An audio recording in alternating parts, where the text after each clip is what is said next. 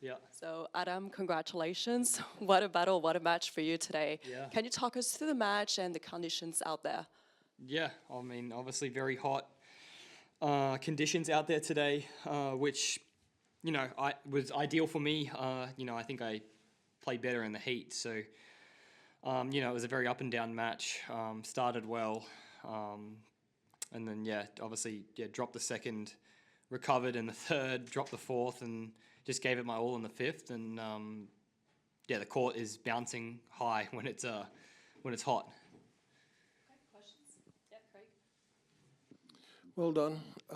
What did it feel like when that last point went long, and the fact that your biggest career win, your first top 10 win? Yeah, obviously a good feeling to win that match. I knew that the 4-all hold was huge, and obviously he kind of, the double fold at love 30 was huge because I knew I'd have 3 match points at least. And then, obviously to get it on the first one, I was just, very happy. In top 10? Yeah, I had the belief that I could definitely go out there and beat him. Obviously, having done it in Cincinnati was a huge confidence booster. Obviously to get a first top 10 win at a slam is pretty epic. Hello, Adam. Why do you think you do play better in the heat? And just in terms of the score lines of those sets, very one-sided, all of them until the 5th set. Do you think that the heat was part of the reason for them being one-sided? Yeah, the answer to the first question, I grew up in the heat. I've always preferred when the court gives my shots extra, which is what the heat does. So I feel that I have also the cardiovascular with the heat is pretty good. I seem to be able to last. I'm not saying I last better than him, but I last better than probably the field in the heat. So, just given the way I play, I think that's one aspect that is huge for me because I'm not the most talented player out there. So to be able to last in hot conditions is an important factor for me. And then the second part of that question, I don't think the heat really affected how one-sided the sets were. I kind of felt once a person was up in the set, we kind of freed up maybe a little bit and was able to go for our shots with maybe a bit more. And that's why I think the score lines of those first 4 sets were maybe one-sided. I don't really think that the heat contributed to a one-sided score, if that makes sense. Well done.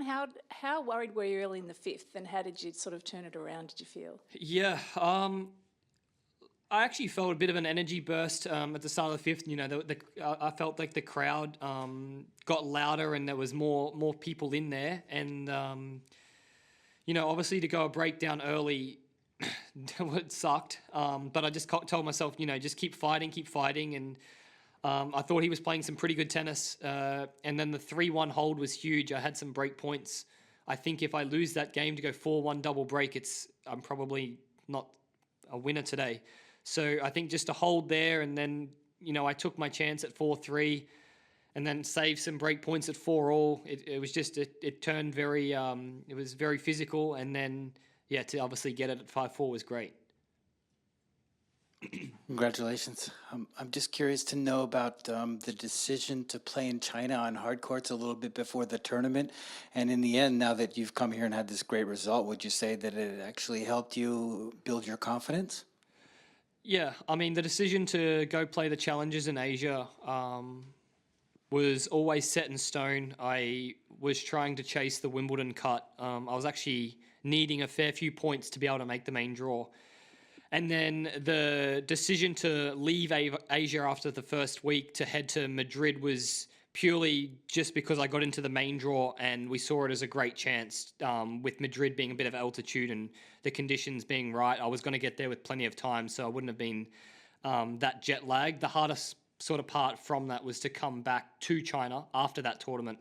And I got, really lucky. I won 3 matches in a row, 7-6 in the third, to be able to make a final there. And just got over the line for the Wimbledon main draw cut. So had I not gone to Asia, I don't know if I would have got the 60, 70 points that I needed. Adam, you're very self-deprecating, saying you're not the most talented player out there, but actually you've just beaten, you know, the 6th seed. What does this do for you and your confidence?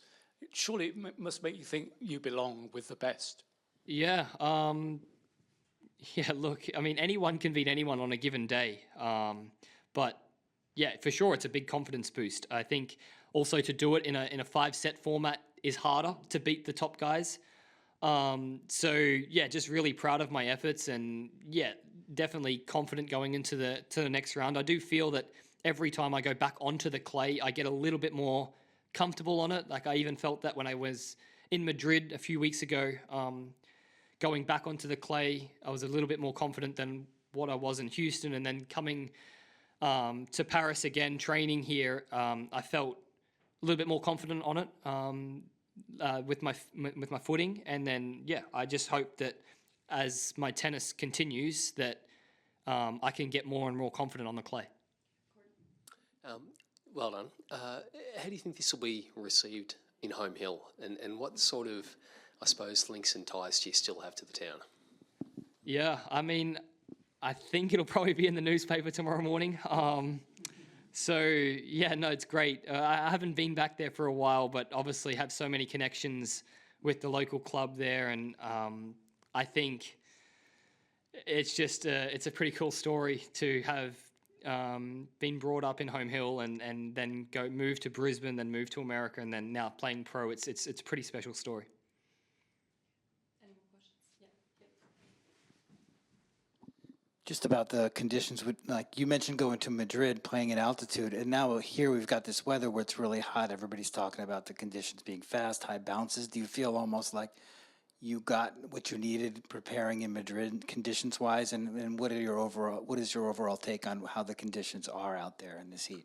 Yeah, I mean, it's hot, so yeah, I guess it's somewhat similar to Madrid in terms of the bounce, like, because obviously with altitude, the ball's bouncing and it's moving through the air faster. So I think with the heat, the ball is doing that. But at the end of the day, like we play in heat or we play in the cold, it's the same conditions for both. So we've both got to adapt to the given day. You don't get to choose the day you play. You don't get to choose how hot it's going to be. So I guess as tennis players, we just have to do the best that we can on that given day. What are your goals for the rest of the season? Say that again? Your goals for the rest of the season. My goals? Yeah, look, I don't have... I just want to improve. Like, I don't really have numbers that I want to try hit. I just want to try, obviously, keep being in the main draw of slams. So for the short term, that's trying to get enough points to make the US Open cut. I've kind of felt this year it's been just relentless trying to...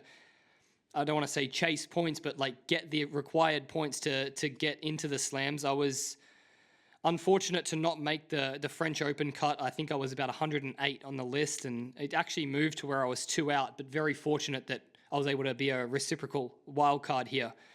So yeah, just very, very blessed to have gotten that. And then to just sneak in Wimbledon was a great goal. And then yeah, the short-term goal is to make US Open main draw.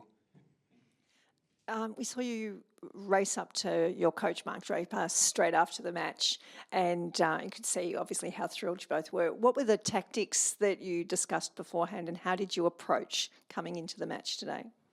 Yeah, we knew that I'd have to be at my best to try beat him.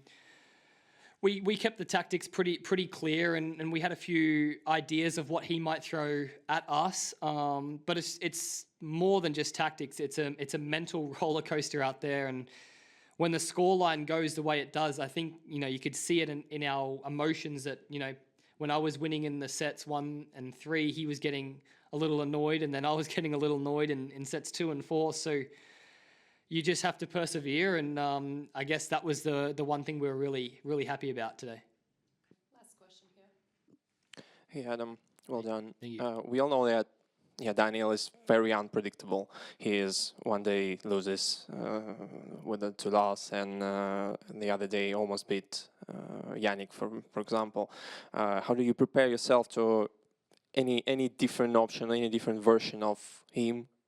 How did you manage it and discuss it inside your team? Which version you will face? I mean, we don't know that. We don't know which version of that we'll get. I just know that we could draw upon a past win against him. So we used that, and we tried to execute my game, irrelevant of what he was going to bring. We just tried to be clear with the way we wanted to play.